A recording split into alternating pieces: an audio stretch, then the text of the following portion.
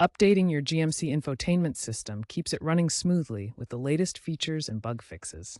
There are two main methods: over-the-air, OTA, and USB. OTA updates are wireless, automatic for most 2022 plus models, and delivered via Wi-Fi or cellular.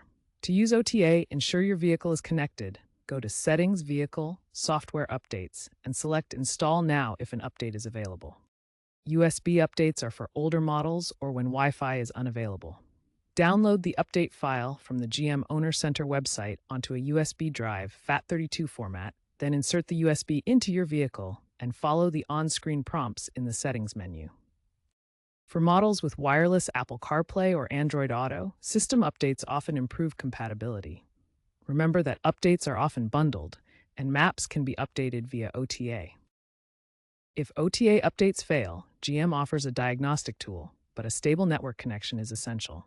USB updates are more reliable in areas with poor connectivity. For map updates, standalone downloads are available through the GM Owner Center. By 2025, GM aims for 95% of updates to be OTA, with AI predicting update schedules. GMC's future models will integrate infotainment with autonomous driving features like Super Cruise, requiring frequent updates for accurate mapping.